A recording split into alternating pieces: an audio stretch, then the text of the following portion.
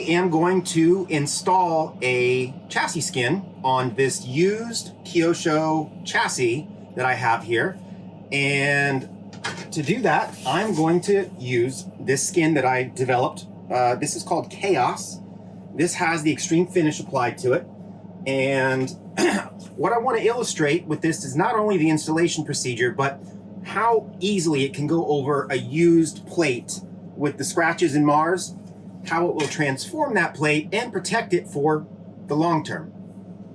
So really quick, I'm just going to go over the tools that I have. Isopropyl alcohol. You can get that at, Amazon or Walmart or any store really. This is a soapy water mixture, and I've got about 1 quart of water to 4 to 6 drops of dish detergent. Shaken up, it's kind of lukewarm. The purpose of that solution is we're going to spray the chassis plate down. We're going to float the graphic on there. That's way it won't stick on us, and we can align all these little tiny cutouts here so you have easy access and you don't need to remove your skin to move parts around or service your machine. I've got an X-Acto knife, which is going to help me pluck any of the holes out. I do have a pair of scissors, but for this project, I'm probably not going to need it. I do keep a lint-free cloth on hand, and I have a squeegee. On the extreme finishes, you won't need or use the felt edge of this squeegee because it will grab that extreme finish a lot easier. You can get away with just a plastic squeegee. Felt tip squeegees are available also at Amazon. I'll put that up in the corner so you can see it. If you don't want to go that route, you don't want to buy it, you could probably sandwich up some credit cards on a chassis skin install. If you don't have the extreme finish and you don't have the felt tip squeegee and you're going to use your own squeegee, you will want to wrap something soft around it so that you don't scratch the super high gloss finishes that I also offer. The final thing I've got here is a heat gun. You can get away with a blow dryer if it's a decent one. You just got to be able to warm things up a little bit, especially depending on where you are and where you're installing. If you're installing it in a cold garage and it's in the 60s, you're definitely going to want a heat gun. I'll go over that more as we get going. So let's take another look at this used chassis plate here. You can see it's scratched and marred up, and we're going to transform it. So that was your before, and let's get working on the after here. So these kits come with a little set of instructions printed up here. Tells you what chassis this is cut to fit on by the chassis part number. It's very important that you make sure before you start that your chassis plate, the part number. There's thin cut chassis plates, there's lightened chassis, there's OEM ones that come on machines right from the factory. You need to know your chassis part number and which chassis you have. Otherwise, this won't fit. But I'm assuming if you have this in your hands now, you've already done that because you've purchased it and you ordered it by the chassis part number for fitment. So I have already washed my hands. They're nice and clean. I don't have any oils on them. You'll need to do the same. Okay, I've moved the camera over here so you can see a little bit better. The first thing we want to do is we want to take our isopropyl alcohol and we're going to spray the chassis down. This is a very important step, especially if you're putting this on a used chassis. You need to get all the grease and grime and oils and things like that that will prevent this from sticking. I know that this is already clean because I cleaned it off camera, but you'll need to spend 5-10 minutes making sure your chassis is perfectly clean. Once you accomplish that, we're going to take our soapy water mixture and we're going to get it sprayed down liberally all over the chassis, okay? It should look like a flood on there.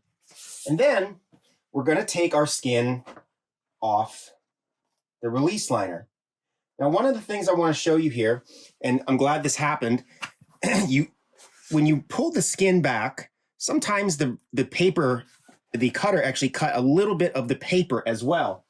If you get a kit that's like that, the best thing to do is use your knife and actually separate the paper from the graphic.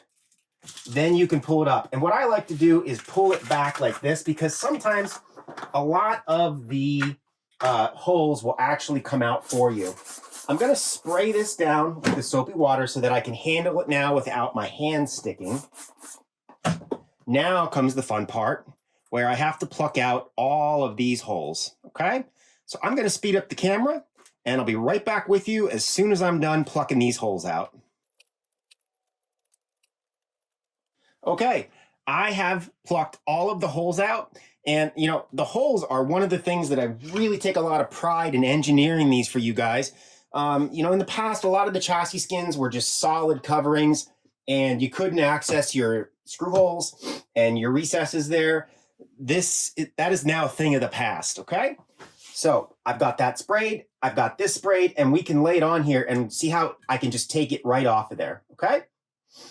So here is our used chassis, and here is our restored chassis with some beautiful artwork. You can see how perfectly cut this is. Here we go. And look how easy that was to align. There it is. Very, very simple installation. Most of these kits do come with 2 skins. So you can store that flat in your shop, and it's ready for you when this one has reached its life expectancy. So I can hold my hand here with the heat gun and I'm not getting burned. That's about the distance that you want. What you want to do is you want to warm up the plate, warm up the graphics. They're extremely thick, so they're very rigid and they don't want to bend down very easily on those flanged edges on like most chassis have. So I just want to get it up to about 100 degrees. Once I accomplish that, I'm going to squeegee the water out and I'll give you some final notes. So what I want to do is I want to start in the middle, keep a low angle like this, and just squeegee the water out. A high angle, you tend to grab these edges where these cutouts are a little bit easier, but that super low angle, it just glides right over. Just go like this. You can hear just how thick and durable this extreme finish is on this plastic squeegee. Okay, there we go. So now what you want to do is you want to just take a look here. I can see my edge isn't completely down because a lot of the water gets pushed to the edge and gets sucked back in. So what you need to do is check your edges and then come back with your heat and warm it up. And what I like to do is sort of a roll down or press down after the initial squeegee on these edges. And as you do that, the water comes out, and this time the rag is there to sort of suck the water into the rag so that it doesn't go back underneath the graphic. And you can see now it's down. So that's how simple that is. And that's the solution to your edges. Gonna do the other side.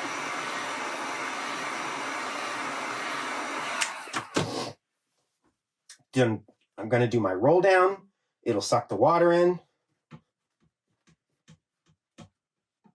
And you'll want to go and do that around most edges or all.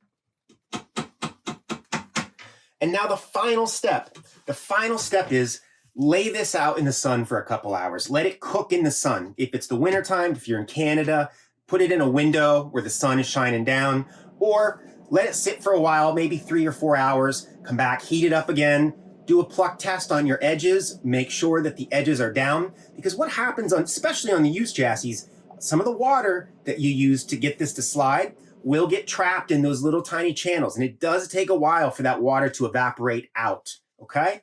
So the sun baking it will help that process speed up, or if you don't have access to that, because of your climate, because of the season, the heat gun or the blow dryer, and cycle that. So let me give you an example. Let's say you're up in Canada, it's freezing cold, sun's low in the sky, you don't have access to that. What you want to do is what I just did here.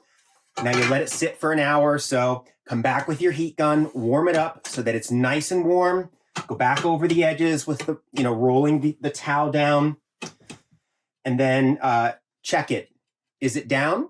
Use your finger to pull up. If it can kind of pull up, it's not cured yet, and you need to cycle that again with the heat, check it again, etc. Usually it's 2 cycles. In the summertime, I just set mine out in the sun and it's 1 cycle and it's done. So that is all you need to do to get your graphic on a new or used plate. I've got a ton of themes, a ton of add-ons. By add-ons, what I mean is this is the Extreme Finish add-on. I've got Metallic Flake. I've got the Honeychrome. I've got all kinds of, I got the Oil Spill. I got all kinds of add-ons. You can mix some of them, but the options become endless with all those different add-on capabilities. So until next time, thank you for watching.